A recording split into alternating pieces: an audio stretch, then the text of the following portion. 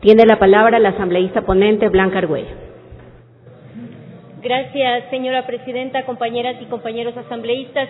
Antes de iniciar la presentación del proyecto de ley, quisiera darle un caluroso y afectuoso saludo a las madres y a las dulas que están acompañándonos en este debate, que están en las barras altas, que han sido parte fundamental de la construcción de este proyecto de ley. Me parece que eso es importante. Un fuerte aplauso a las compañeras que están en las barras altas.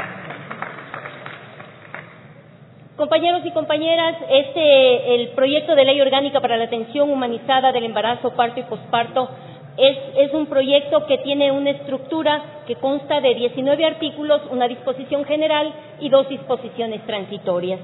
Tenemos aquí, quisiéramos indicarles que tenemos algunos antecedentes estadísticos que es importante mencionarlo, que uno de los beneficios que trajo consigo los avances de la ciencia y la medicina moderna es la reducción de la mortalidad materna, también la reducción de la mortalidad neonatal. Una de las estrategias utilizadas en la región de las Américas ha sido los cuidados obstétricos y neonatales esenciales con la finalidad de garantizar a las madres gestantes que tengan un acceso a cuidados obstétricos y neonatales esenciales, rápidos, de calidez, con el fin de salvar sus vidas y prevenir la morbilidad a largo plazo.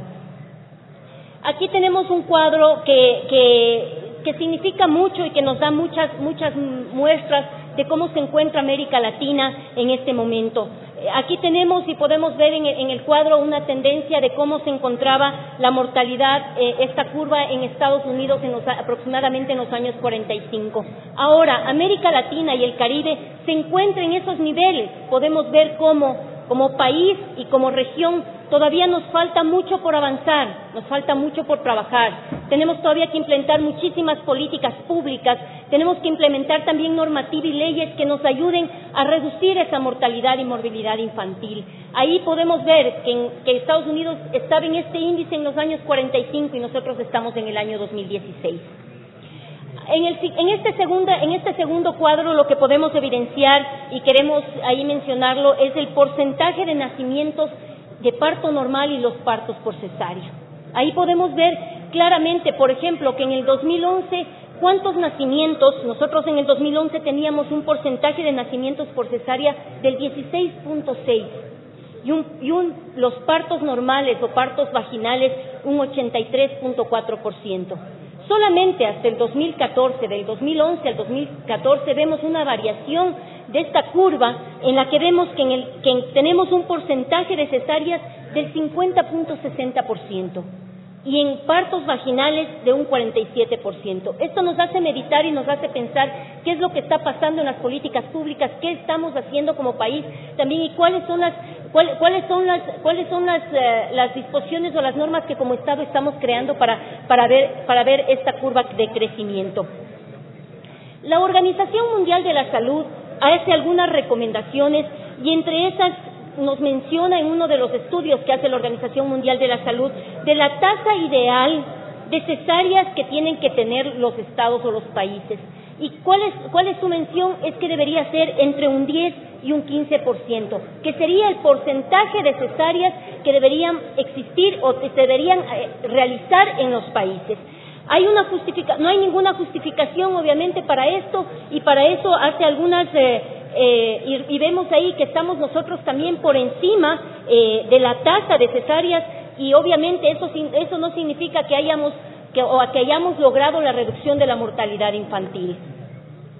Sin embargo, la situación del Ecuador, esto quisiera mencionarlo, que en el país tenemos un porcentaje de cesáreas bastante elevado y tal es así que podemos aquí en este cuadro verificar que, por ejemplo, en los centros del Ministerio de Salud Pública, del Sistema de Salud Pública, presentamos un porcentaje de cesáreas del 29.3% en un total de sus partos. En las unidades del IES las cesáreas representan el 49.5% y lo que nos lleva a meditar y a pensar es que en las clínicas privadas, en el sector privado, en ese negocio privado de la salud, ahí tenemos un 69.9% de cesáreas que se practican. Esto nos tiene que llevar a reflexionar cómo estamos manejando un sistema de salud. Ahora, el contenido del proyecto de ley es en base a 3 proyectos presentados. El uno presentado por la compañera presidenta de la Asamblea Nacional, Gabriela Rivadeneira, y 2 presentados por la asambleísta Lourdes Tibán, y la recomendación del CAL fue recopilar los 3 proyectos para presentarlo al Pleno y hacer una sola fusión en el que relacionados se pueda procurar y rescatar los aspectos importantes de las 3 iniciativas. Conciliar los criterios en torno al parto, tanto del punto de vista médico como en materia del respeto a los derechos consagrados en la Constitución, en aspectos relevantes a las prácticas y costumbres interculturales. Aquí tenemos el objeto del proyecto. Aquí claramente el proyecto establece y regula los mecanismos de prestaciones de la atención sanitaria esencial e integral. Regula los procesos, más bien los procesos de embarazo, posparto y parto, y norma el ejercicio del derecho de la mujer de la niñez, y también norma los partos por cesárea. El objeto del proyecto está en garantizar la humanización de la atención del parto, el respeto a la dignidad, intimidad y cultura, la práctica ancestral en salud mediante la promoción del uso de sus conocimientos, medicinas e instrumentos, y el acompañamiento por parte de las personas, de la mujer que elija para ese proceso del parto. Le escuchábamos aquí a María Isabel que nos hablaba de ese acompañamiento, de ese acto de amor, que en muchas de los sectores, y muchos hemos palpado que en los sectores públicos es donde menos se permite el acompañamiento de una persona, sea esta la madre, el esposo, la compañera o una dula, quien acompañe ese momento tan especial que es el parto. Los fines del proyecto están en garantizar la atención integral de las mujeres durante los procesos de embarazo, parto y posparto, disminuir los riesgos de afectación de la salud materno-infantil derivados del proceso de parto por cesáreas innecesarias, facilitar el acceso a la información sobre las diversas acciones del parto, cuidado del recién nacido y los beneficios de la lactancia materna. Los principios que contienen para la aplicación de esta ley están basados en la calidad, calidez, oportunidad, equidad, prevención, periodicidad, integralidad. Y aquí claramente también establecemos y recalcamos en los tipos de parto, y ahí hablamos del parto vaginal. La mujer embarazada, previa información suficiente y obligatoria del médico tratante, tiene derecho a elegir alternativas, modalidades o prácticas respaldadas en evidencia científica o en el conocimiento ancestral para el parto vaginal. El parto por cesárea se practicará excepcionalmente cuando existan indicaciones médicas indispensables, ineludibles, para la práctica de este procedimiento, encaminadas a precautelar la vida y la salud de la madre y del recién nacido. Establecemos que se tienen que presentar un informe para partos por cesárea y se crea un mecanismo. Los médicos que se verán obligados a practicar una cesárea elaborarán y entregarán un informe que justifique motivadamente dicha intervención, remitido obviamente a quien, a la Autoridad Sanitaria Nacional. Se requerirá el consentimiento expreso e informado de la mujer embarazada.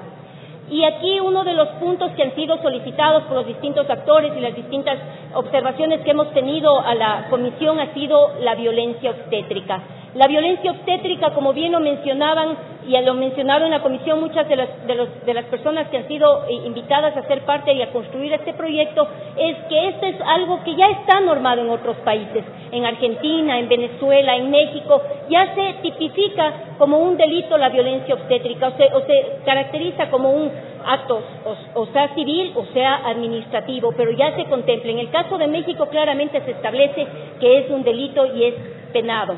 Entonces, aquí lo que tratamos de sintetizar es que toda acción o omisión que se exprese en maltrato, abuso de medicalización y acciones que consideren los procesos naturales de embarazo, parto y puerperio como una patología, manifestada en las siguientes conductas: la inobservancia de los criterios emitidos por la Autoridad Sanitaria Nacional, la omisión de la atención oportuna y eficaz, la omisión del consentimiento informado, obstaculizar sin causa médica justificada el apego precoz del niño o niña con su madre, alterar el proceso natural del parto de bajo riesgo o practicar la cesárea cuando existen condiciones para el parto vaginal. Eso me parece que es importante rescatar, que estamos recogiendo en este proyecto de ley. Y uno de los temas fundamentales es los intercambios de conocimiento. Las comunas, comunidades, pueblos y nacionalidades facilitarán el intercambio del conocimiento científico, tecnológico y ancestrales y el diálogo intercultural de saberes con el Sistema Nacional de Salud. para una mutua valoración de los conocimientos con el fin de fortalecer la colaboración recíproca en materia sexual y reproductiva.